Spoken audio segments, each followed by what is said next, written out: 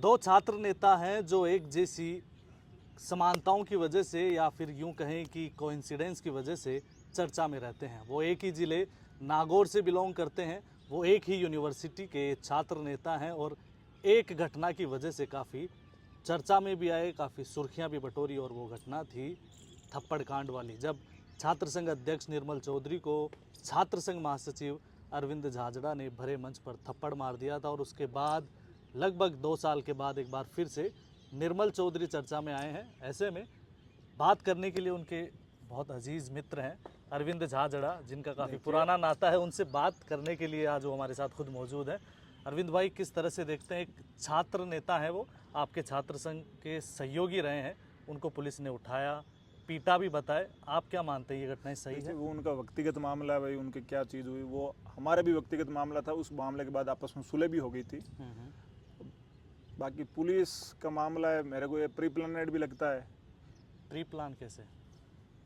देखो एक चीज़ बताऊं आपको, विद्यार्थी परिषद का एक भी कार्यकर्ता पूरे हिंदुस्तान के अखिल भारतीय विद्यार्थी परिषद कभी भी आप लाइमलाइट में देखा है? उसकी कार्य करने की शैली अलग तरीके की।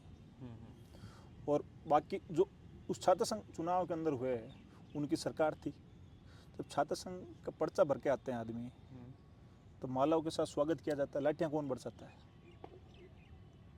बात समझने वाली। तो लाठियां योजनाबद्ध तरीके से बिल्कुल बरसाई गई। बिल्कुल योजनाबद्ध तरीके से बरसाई गई थी। वो उन्हीं का एक प्रोपेगेंडा था। बाकर जी एक बहुत बड़े खिलाड़ी हैं, नेता हैं। अच्छा, उनके पूरे से कमलों से चीज़ें हुई थी। आज जो पुलिस वालों से भिड़ेंगे करेंगे ये चीज़ें, तो स्वाभाविक है मन में ठुनस तो सबके रहती है। नहीं, भाकर जी, आप ये कहना चाह रहे हैं कि मुकेश भाकर ने उस वक्त नॉमिनेशन के दौरान वो लाठीचार्ज करवाया था, आप ऐसा कह कोई कांग्रेस सरकार, कांग्रेस का ही नुमाइंदा था, कोई विद्यार्थी परिषद के खिलाफ लड़ रहा था। विद्यार्थी परिषद बीजेपी हो चाहे कांग्रेस हो, दोनों के खिलाफ लड़ती है। ये एक प्री प्लानेड था मेरी नज़रों में। भाई छात्र संघ का पर्चा भर के आते हैं और पर्चा भर के आते हैं तब माला बरसाते हैं, लाठियाँ कौन बरसाता है? नहीं, तो प्री प्लान करने के पीछे का मकसद क्या था? अक्सर लाइमलाइट में आने का, सिंपैथी का। बिल्कुल वही था, वही गेम था, और क्या था।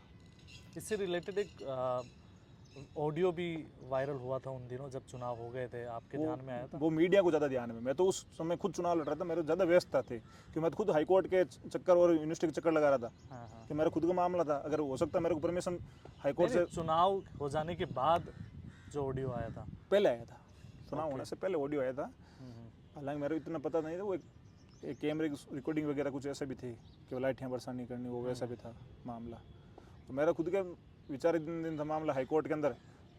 18 अगस्त को मेरे को परमिशन मिली, अगर यही परमिशन 16 अगस्त को मिल जाती हो सकता है विद्यार्थी परिषद मुझे अध्यक्ष का टिकट भी दे देती, क्योंकि 17 को एनयूसीआई ने रितु बराला को टिकट दे दिया था।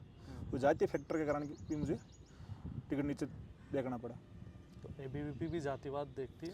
जातिवाद नहीं देखती। यूनिवर्सिटी अगर भाई स्वाभाविक सी बात है, कोई पार्टी संगठन चुनाव लड़ती है विश्वविद्यालय में तो अपने सारे समीकरण निकाल के देखती है ना, चुनाव क्या होते हैं क्या नहीं होते हैं। भाई वो उस कैंपस के अंदर तो चुनाव लड़ती है तो जीतने के लिए देखते हैं, चाहे कोई सा भी संगठन हो। तो वो ऑडियो आना और आप भी ये कह रहे हैं कि वो प्री प्लान था, तो ये सारा प्लान और ये ऑडियो इस बात की पुष्टि करता है आपके मुताबिक कि ये सब कुछ पहले से तय था ताकि लाइमलाइट आप मिल सके? बिल्कुल, उस समय तो था। अब इस जो घटनाक्रम का मुझे पता नहीं, उस समय तो था। इस घटनाक्रम में हो सकता है ये भी क्या हो क्या नहीं हो, लेकिन क्यों सारे कांग्रेस माइंडेड ही थे इस मामले में भी, हो सकता है ये भी हो, लेकिन उस समय का मेरे को कन्फर्म था कि वो प्री प्लानेड था। तो इस मामले में जो कांग्रेसी ज्ञापन देने के लिए जाते हैं इनके समर्थन में, क्या वो लोग सब साथ थे? क्या है इसके पीछे की बैकग्राउंड स्टोरी क्या है? गए हैं तो सब साथ ही होंगे। ये चीज़ बड़े भाई मुकेश भाकर जी ने कहा था कि मुकदमे छात्र नेताओं के ऊपर लगना कोई बड़ी बात नहीं है, नॉर्मल बात है। 1992 से लेके जो आज तक की जो राजनीति में हुई हैं सबके ऊपर मुकदमे लगे हैं। उस समय मैं जैसे 2014 का यूनिवर्सिटी में आया हूँ, 2013-14 के आसपास, हमने उनको देखा संघर्ष करते हुए, कान्हाराम जाट को, मुकेश जी भाकर को, सतवीर को, महेंद्र सिंह शेखावत को, शेपाली मीणा। उस समय सोशल मीडिया का दौर नहीं था। अभिषेक चौधरी को, रामनिवास जी गौड़िया को, अखिलेश पारिक को, पवन यादव को, उस समय सोशल मीडिया का दौर नहीं था। अब एकदम ही बूम क्रिएट करके चीज़ें, उन्होंने खुद ने कहा कि रील वायरल हो जाती है, एक रील चल जाती है। अपन देखते हैं कि यूट्यूबरों के एक दिन में चैनल चल जाता है, कईयों के चंपलें घस घस के परेशान हो जाते हैं। मैं खुद इसका उदाहरण रहा हूँ ना, यूनिवर्सिटी में तो चर्चा चुनाव में पर्चा भर दिया, 2 पर्चे में, एक में 3 बोर्ड से चुनाव हार गया लॉ कॉलेज के अंदर, संसाधनों की कमी से हार गया, वो मुझे ऐसा लगता है। लेकिन ऐसा संतुष्ट भी हूँ, मैं चुनाव जीता भी हूँ, बिना भी संसाधनों के जीता हूँ। लाठीचार्ज वाली वो घटना आपने कहा प्री प्लान हो सकती है, क्या ये जो गिरफ्तारी हुई क्या ये भी कोई प्री प्लान का हिस्सा है? देखो, हिंसा तो भाई मुकदमा वही था। हाँ। अब एकदम पुलिस उठा के लेके गई, एग्ज़ाम होने के बाद लेके गई, वो तो चीज़ें वही समझा सकता है वो चीज़ें। और वो खुद उसकी क्या, आपने भी उसके शायद ली होगी, रिपोर्ट किया होगा उस चीज़ को, क्या बताया क्या नहीं बताया। लेकिन मैंने इन दिनों में जब ये मामला चल रहा था तो मेरे कोई करीबी दोस्त की शादी थी, मैं तो उस वहाँ पे गया हुआ था बाड़मेर। मेरे को खुद को इतना आइडिया नहीं था क्या चल रहा है क्या नहीं चल रहा है। सोशल मीडिया पे जो रीलें हैं देख रहे थे। मैंने तो जब बात की तो उन्होंने बताया कि मेरे साथ मारपीट की गई, मुझे मेंटली टॉर्चर किया गया और मेरी बहनों को जेल में डालने की धमकी दी गई। ये देखो, एक बात स्वाभाविक सी चीज़ है, कोई व्यक्ति कि जिस प्रकार का मुकदमा होता है पुलिस उसी हिसाब से उसको ट्रीट करती है। चाहे मुकदमा मेरे ऊपर हो, चाहे मुकदमा आपके ऊपर हो। मोस्टली पुलिस, जहाँ तक मुझे आइडिया है कि पुलिस वाले अगर कोई चोरी या कोई पॉक्सो का कोई मामला होना तो ही मारपीट करें। अगर ऐसे में अगर कहे कि मेरे मारपीट करे बिना मुकदमे उसकी बहनों को अंदर करना, ये कोई बात औचित्य वाली बात नहीं है।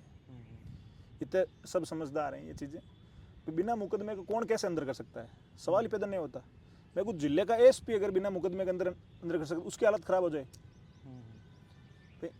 अगर मेरे को अगर कोई बिना मुकदमे को अंदर कर, व्यक्तिगत ठुनस रहती है उस आदमी से, बिना फालतू को अंदर कर दे, भाई झूठ तो 151 के अंदर कर दे तो ठुनस रहती है। यानी अगर इस पारिवारिक के लोगों को कह के उसको ऐसा कर दूंगा वैसा कर दूंगा तो और व्यक्तिगत ठुनस रहती है, तो स्वाभाविक तौर पर बदला लेना चाहिए इन चीज़ों पर। अगर ऐसा बोला है तो किसी अधिकारी ने, क्या तरीका हो सकता है? तरीका तो खूब है, तरीका कोई कमी थोड़ी है। तरीका तो वो भी यूनिवर्सिटी से निकला हुआ तरीका है, उसको छुपे में थोड़ी है। आपका वाला तरीका ठीक है? नहीं, मेरा तो व्यक्तिगत मामला था। अगर मेरे से कोई उलझता आपका है, भी तो बदला ही था एक तरीके से। भाई मेरे साथ 4 बार चोट हुई। क्या? पहले आपको पता हो छात्र संघ कार्यालय के मेरे वाले के शीशे फोड़े गए थे, फिर मेरे एक बंदे को मारपीट की थी, ये आपको पता है इस चीज़ की। मैं आपको बता दूं, तारीख 27 दिसंबर को ऑफिस के ताले शीशे फोड़े गए थे। 28 दिसंबर को मेरे साथ वाले लड़के की मारपीट की गई थी। ये सब निर्मल के लोगों ने करा? बिल्कुल बिल्कुल, तभी चीज़ें हुई थी। बाद में भाई साहब ने आपस में झगड़े करे थे, वो ठीक है बचकाना था झगड़ा, हमने आपस में लड़ लिया, भाई साहब ने समझौता करवा दिया, उसके बाद बातें बनी नहीं। तीसरा 5 कारण अप्रैल है। तीसरा कारण क्या बताया? तीसरा हमारे एक दिन कोई उसमें भाई आपस में 2 लड़ाई तो हो रही थी, एक बजट मीटिंग में थोड़ी आपस में बहस हो गई थी और कानासुनी हो गई थी। और उस प्रोग्राम वो हम करवा रहे थे और वो बिना बुलाए आ गया था। फिर भाई साहब ने राजीनामा करवा दिया और फिर 5 अप्रैल को घूमर वाले प्रोग्राम हम साथ ही करवा रहे थे, घूमर तो मिलके करवाए थे हम दोनों ने। नहीं तो 4 कारण ऐसे हो गए, आपने समझाया नहीं कि भाई? खूब कोशिश की। बाकर जी ने मुझे कहा था कि छोटा भाई है, इसको संभाल कर रख। फिर नहीं हुई बात, तब चीज़ की बाकर जी हर बात मानी थी उस समय। बाकर जी कहने पे कई चीज़ें कोऑपरेट की, सीनियर थे, बड़े भाई थे, तो मान लेते हैं भाई यूनिवर्सिटी से निकले हुए हैं, एरिया के हमारे। तो वो नहीं माने, नहीं समझे, तब आपको वो कदम उठाना पड़ा था। वो तो व्यक्तिगत चीज़ें रहती है तो आदमी किसको गुस्सा नहीं आता। हनुमान जी पूरे दिन भागते दौड़ते हैं, गुस्सा आ ही जाता है उनको भी।